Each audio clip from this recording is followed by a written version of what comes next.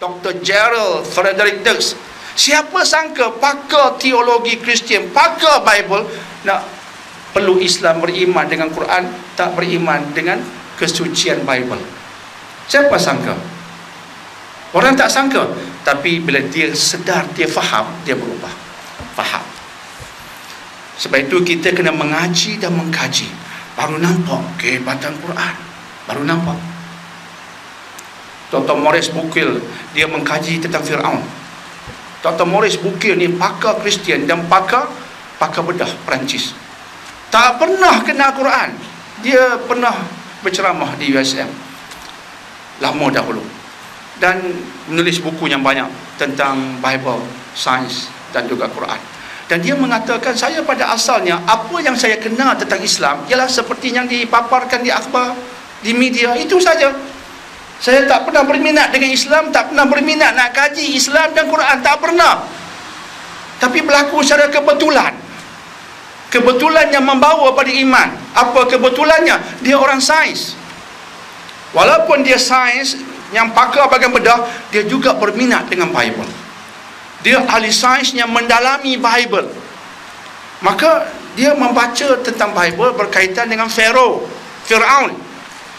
mati lemas di laut tertentu. Dia kata, jika mati lemas di laut, ini bukan benda gaib, ini benda yang kita boleh kaji. Di laut mana? Jika kita bertemu laut itu, kita boleh kenal pasti mungkin peninggalan-peninggalan sebagai bukti. Dia mencari bukti. Tapi bukti hendak membenarkan Bible. Dia pun perlu bayinah di penjuru dia, bukti nak membenarkan Bible. Dalam proses itu, dia singgah di Saudi Arabia. Bersinggah di Saudi Arabia, bertemu dengan ulama Islam pakar Al-Quran. Dia menceritakan misi dia nak mengkaji tentang Firaun ataupun Pharaoh as mentioned by the Bible. Cuma ada persamaan sikit dengan umat Islam, sebab kisah Firaun juga dipaparkan dalam Quran. Maka bertemu ulama Islam bertanya kepadanya tentang kisah dalam Bible. Dia berkata kisahnya tamat dengan Pharaoh mati lemas, tenggelam. Ulama itu berkata, kisah Al-Quran tak berhenti di situ. Dia terkejut. Kisah Al-Quran tak berhenti dengan Firaun mati lemas. Dalam Bible berhenti di situ, titik. Dalam Al-Quran bukan titik, koma. Ada sambungan. Dia tanya apa sambungannya. Allah beritahu dalam bentuk janji. Disebutkan dalam surah Yunus. Allah sebutkan dalam bentuk janji bahawa jasad Firaun yang mati lemas akan ditemui kemudian sebagai bukti kebenaran Allah yang menurunkan Rasul dan kitab-kitab. Dia terkejut. Kenyataan itu tak ada dalam Bible. Jadi dia terfikir, nampaknya Muhammad bukan ciplak Bible. Orang sains dia fikir, kalau Muhammad dituduh menciplak Bible macam sekarang, Muhammad ciplak Bible, Muhammad copied the Bible. Kalau Muhammad menciplak Bible, mesti berhenti sekadar kisah Firaun mati lemas, tak ada tambahan. Tapi ini ada tambahan, dan ini pelik. Ini isyarat Muhammad tidak menciplak Bible. Tambahannya ialah tentang akan datang. Di zaman Nabi pun benda tu belum berlaku. Apa dia? Jasad Firaun yang mati lemas bakal ditemui. Boleh? Jika jasad orang mati, dia akan hancur. Tapi Allah kata jasad, bukan tulang.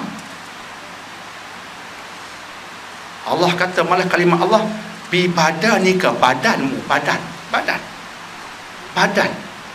bukan izam, bones dah.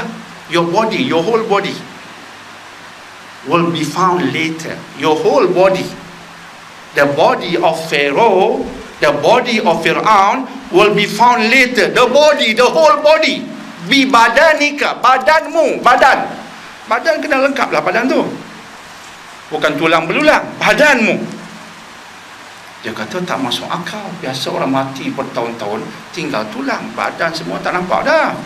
Shape badan pun tak nampak, rupa badan pun tak nampak. Tapi Allah kata badan.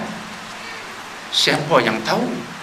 bahawa Allah telah ilhamkan pada Mesir kuno cara untuk mengawin mayat. Kemudian baru kita tahu, oh, Allah dah bagi jaminan, maka Allah ilhamkan satu metodologi yang membolehkan jaminan Allah terhasil kemudian. Hujung abad 19, seorang yang bernama Lore menemui jasad Fir'aun. Jasad itu akhirnya dikaji oleh Dr. Maurice Bucaille, dan kesannya dia menulis sebuah buku dan dia mengatakan jelas, inilah Fir'aun yang mati lemas, inilah juga Fir'aun yang dijanjikan Allah dalam Al-Quran, yang akan ditemui kemudian ketika wahyu turun ke atas Nabi. Nabi tak tahu dia di mana, tapi Nabi bacakan, kita yang tahu di akhir zaman dia di mana. Maka menampakkan ini bukan rekaan Muhammad, ia sebenarnya wahyu. Maka Dr. Maurice Bucaille tulis buku, kesannya besar ke atas beliau, dia peluk Islam.